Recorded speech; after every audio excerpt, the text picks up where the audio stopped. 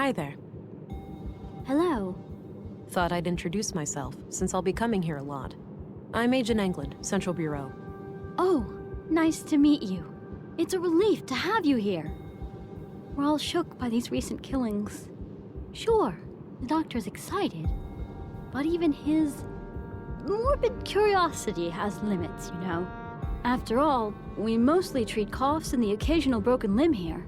I get it. I'll do my best to help. Oh, by the way, I'm supposed to go to the morgue. Where's that? Down the stairs on your left. Great, thanks.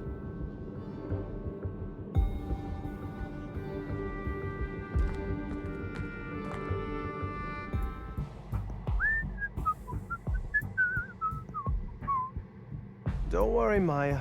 You'll be put to rest soon. I know. Sorry about the delay. I was needed urgently out of town. Oh, hello there. Me and this old gal have been expecting you. Talkative, is she? Oh, no doubt. The dead have a lot to say, you know. Sometimes more so than the living. Is that so? The living are fickle and prone to deceit. Once dead, we can't hide things anymore. Not from me, at least.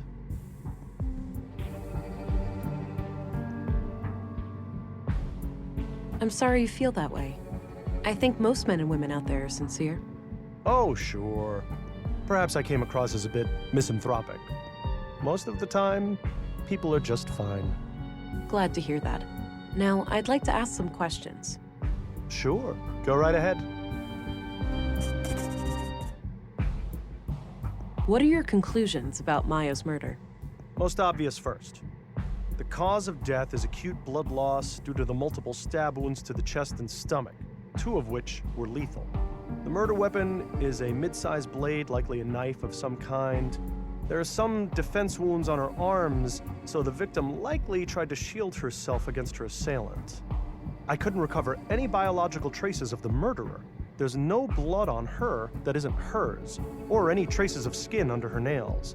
This makes me suspect that the killer likely wore protective clothing and gloves. The time of death was roughly 2,300 hours last Tuesday, 5 days ago today. Did you know Maya Strand? Not really, but I enjoyed listening to the occasional lecture of hers at the museum. She had quite an intellect, that woman. So she wasn't a patient of yours? Oh, she was, but that's all confidential, so I can't say much about it. I understand, but anything you can share would help. Well, during the autopsy I noticed that she was unusually worn and feeble for her age. Okay, and what does that tell us? For one thing, that she would have needed help with the more physically demanding tasks of the museum. Got it. Thanks.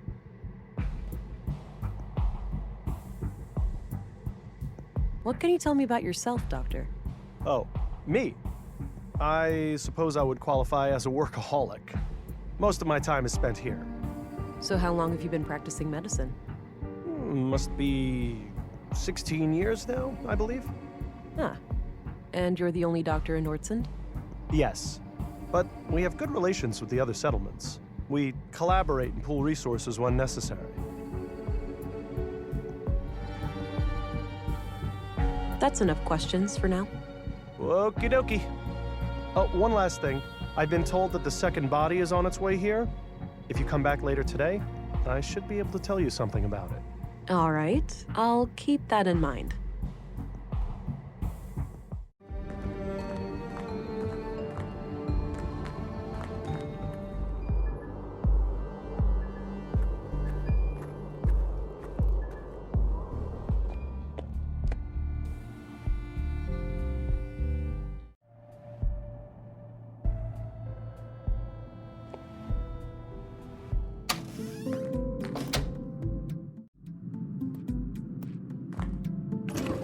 There's a bottle of molding resin here. Might be useful.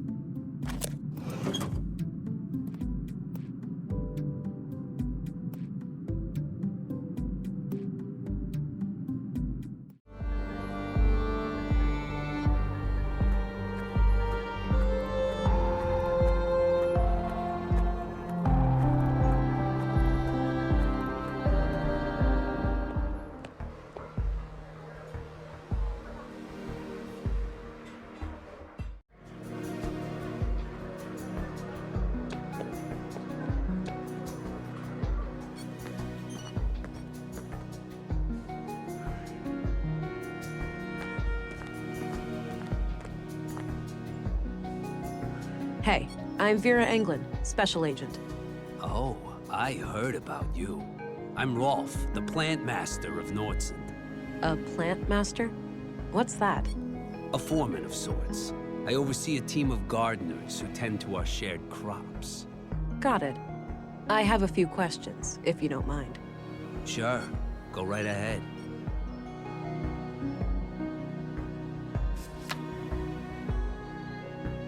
Do you happen to know where saffron is grown in Nordsund? Perhaps, perhaps. What would this gentleman have to gain from that piece of information?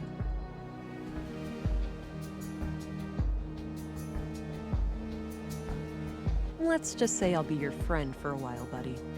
You wouldn't want it any other way. Music to my ears, young lady. Just don't forget me when you crack this case wide open. Now, two places come to mind. The greenhouses to the south, and a few crops near Mimir Road. Mimir Road? Where's that? North of the town square.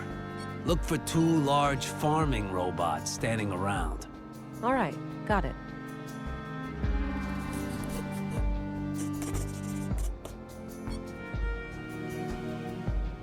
Okay, that's all I need. Alrighty, see you around.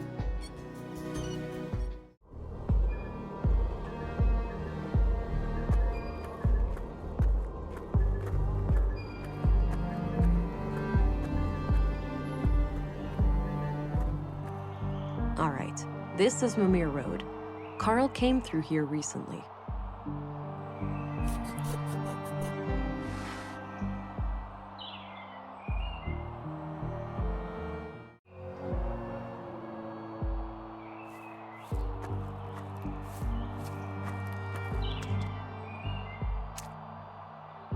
All right, got some clay.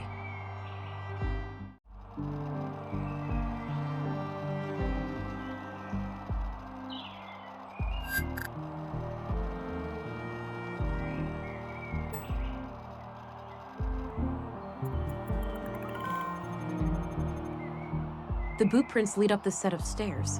I should head up and have a look.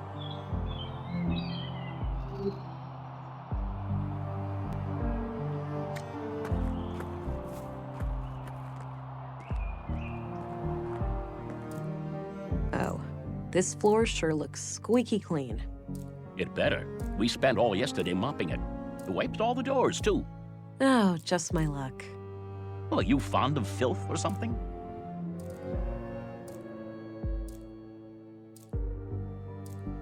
No, but filth contains valuable information for a detective. Oh, I understand. Let me know if I can be of service.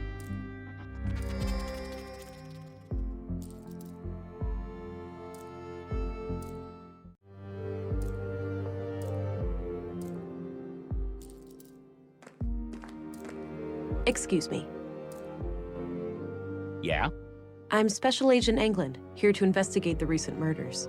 I need to ask you a few questions. Okay, I'm Sven, the caretaker of this apartment block here. What can I help you with?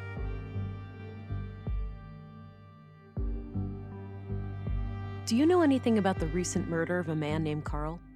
Nope. As far as I know, no Carl lives here. What about frequent visitors? Maybe. Haven't heard the name Carl, but then again, I don't socialize with the tenants. I might recognize the man if I saw him. Do you know anything about the murder at the museum? Nothing but common knowledge. I haven't been in that part of town for a while. A shame what happened to Maya, though. She always seemed like a harmless lady to me. Can't imagine who'd want to kill her. What can you tell me about Maya Strand? We were acquaintances. I'd been helping her with repairs in the museum every now and then. Okay. When was the last time you saw her? A few weeks ago. I was supposed to fix a showcase for her. Odd thing, though. Yeah? I saw her enter the museum from afar, but when I followed her inside, I couldn't find her. So I left the building, and then she came out the same way I did, acting all surprised, saying she'd been in there the whole time. Strange.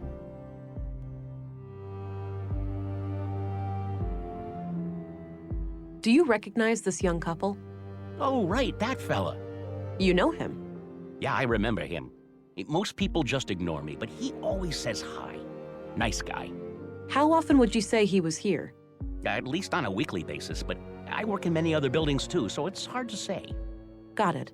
What can you tell me about him? Just this one thing. He came up to me and asked about the electricity in apartment 113.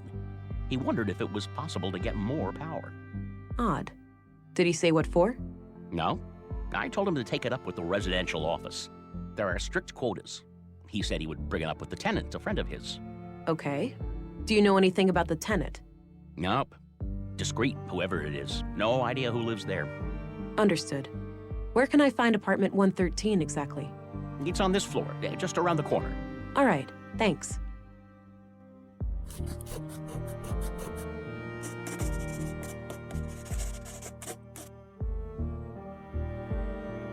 Thanks. You can get back to work. Alrighty.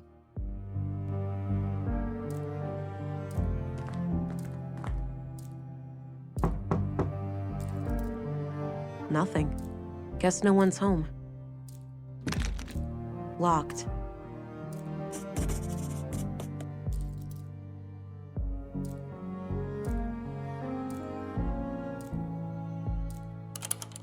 Nope, no fit. Hey, Sven? Yeah? I need to get inside apartment 113. Can you help? Sure, you can borrow this master key. Don't leave with it, though. I'll need it later. Okay, thanks. Thanks. You can get back to work. Alrighty.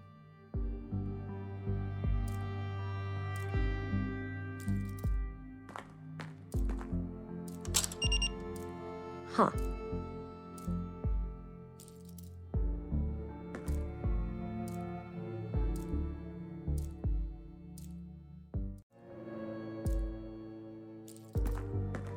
Hey, Sven?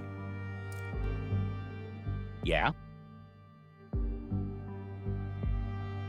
Hey, I used the master key and some kind of electronic code lock on the side lit up. That's weird. Those pre-collapse gizmos are supposed to be disconnected. Surprised they even work. Wait, so the occupant turned it on without telling you? I guess so, yeah. They must have some technical expertise. I don't even know how those things work myself. Can't you force it open? Disconnect it, use an override code or something? No way. Those things go way over my head. I'd say your best bet is cracking the code. Thanks. You can get back to work. Alrighty.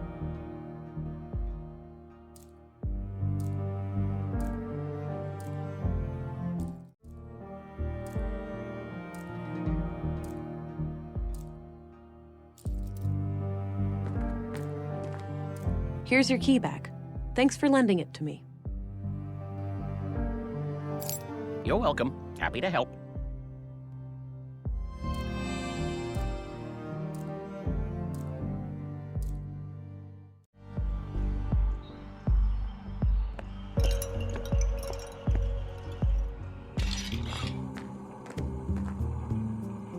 Howdy, Pilgrim, and welcome to Walter's Bot Emporium. Novelty bionics, pet androids, robotic companions, we've got them all. Hi there. I'm Special Agent Vera Anglin. Ooh, here to solve the murders, right? Uh... What? Did Pop spill some oil when he lubed my joints this morning? I told you to keep my chassis clean in case of chicks. For crying out loud, Nissa, just let the police lady ask her questions. Oh, great. A ventriloquist act. Oh no, she's on to us. Fine, you caught me. The man with the blue hat is just a puppet that I'm cunningly controlling with a set of strings. That's a gosh darn lie. I'm fully steam-powered.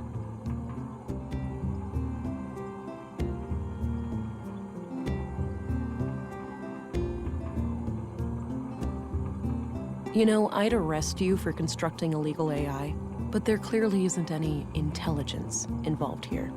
Ha! That's... See, if you were any smarter, you'd have a great comeback there. Okay, Walter.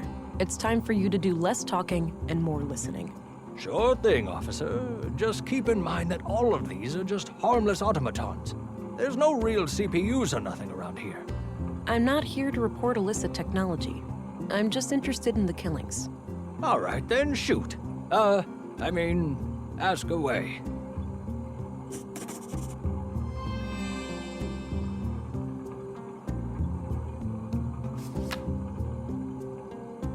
Do you know about the murder of Carl Oscarson? Oh, yeah, poor Carl. He was a friendly guy. Came here buying spare parts every now and then. Spare parts? Like what? All sorts. Filters, tubes, nuts and bolts, various electrical gizmos. Any idea of what the parts were for? Couldn't say, but I'm pretty sure whatever it was, it had fluid in it. Maybe a water filtering system, a pump, something like that. All those parts laying around, but do I ever get a working left arm, Pops? No, you'd rather let some carpenter assemble a goddamn aquarium. I could replace Mr. Limpy with a water gun if you prefer. Man, soon you'll even let the kids paint a clown face on me again.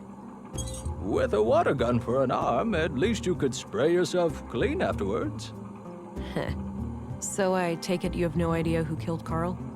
None whatsoever. Wrong place, wrong time, maybe. He didn't seem like the type of guy to make enemies, anyhow.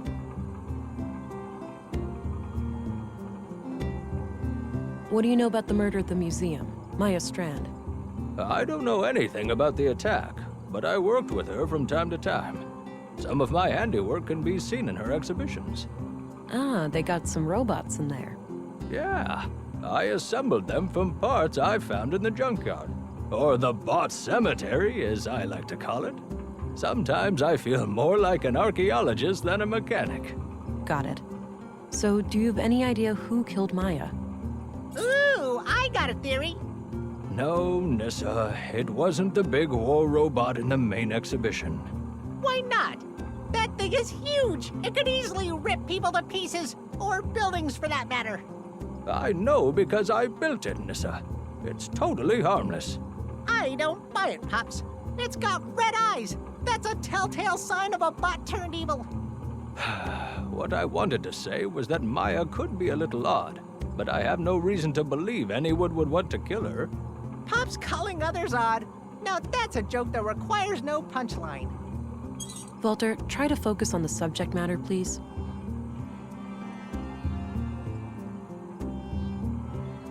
Do you know anything about electronic door locks? Why do you ask? If anything happened, that wasn't me. Subtle, Pops. Don't read too much into it. People have a tendency to accuse him of things. Relax, I just need to get a door open. I was wondering if you had any ideas. Mayhaps. What kind of lock is it? It has one of those keypad things, and I think the code has 3 digits. Can't you just push the buttons 999 times? She's a human, Nissa. That sort of activity is not as stimulating for her as it would be for you. Ooh, you know what I'm thinking? No, no. No way. You'll ruin something, or worse. Please, Pops, I could be her sidekick. She and I could solve mysteries together. Walter, sometimes you take this ventriloquism skit a bit too far. Pops could rig my arm. My good arm, that is. Unlike Mr. Limpy here on my left. Let's not get into that, Nissa. To push those buttons super fast and brute force the code. I think I'll take my chances by myself, thanks. Oh well, can't win them all. So, what can you tell me about yourself? Me? Oh, well, what you see is what you get. A crazy old fart with chronic coffee breath. Oh, quiet, you little rascal. What I am is a tinkerer, a craftsman, a father of machines. I cherish building them. I adore putting them on display, and I especially love talking to them. I've noticed. So how long have you been building robots? Oh, ever since I was a boy. I grew up over at the junkyard. The place was cramped with old discarded robots. I didn't have many friends, you see. So, I decided to befriend these machines instead. I'm off. See you later. Take care. Bye-bye, police lady.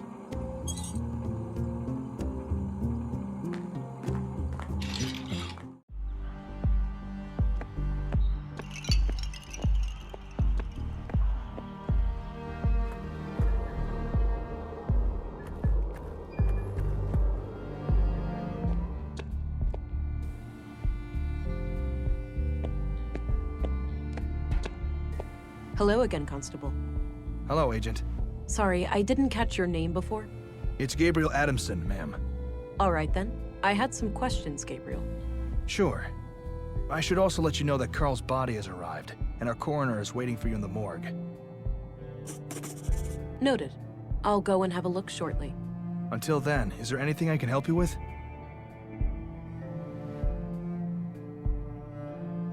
I'm trying to find the tenant of apartment 113 at Mimir Road. Can you help? There are address records in the commissary's office. I'd suggest that you look there. Okay, thanks. What can you tell me about yourself? Not much to tell.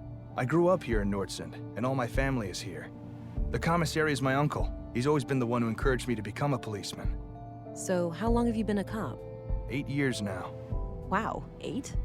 Must have started young. Yup, started as a trainee at age 16. I see. All right, I'm off. Good luck out there.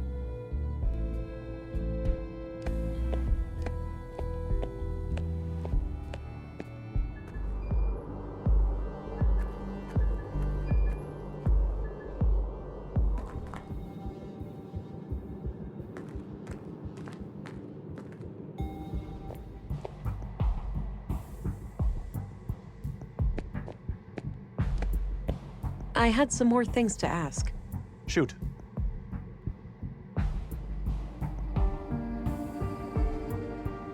What are your conclusions about Carl's murder? Just like the previous case, the cause of death is blood loss due to sharp force trauma to the upper body. The murder weapon looks similar to the one used on the previous victim. The victim has a bruised chest, likely from the impact of a hard fall to the floor. And this makes me believe that Carl was attacked from the front and fell to the ground, twisting as he fell. The killer then continued this brutal onslaught from behind to finish the job. Contrary to the previous case, I couldn't find any defense wounds on the victim. The killer would have to be both strong and fast to overpower Carl like that before he could react and call for help. It's certainly not impossible, but I think it's unlikely that a woman could pull that off without considerable training. This leads me to believe that the person we are looking for is likely an adult male in good physical shape. The time of death was sometime late last night, around 10 to 12 hours ago.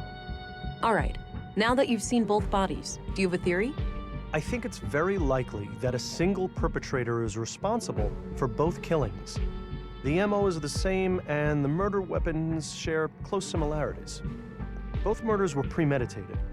The killer came well prepared with the clear goal of killing each victim.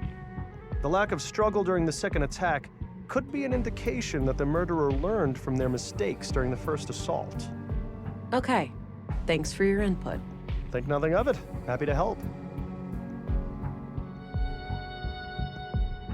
That's enough questions for now. Okie dokie.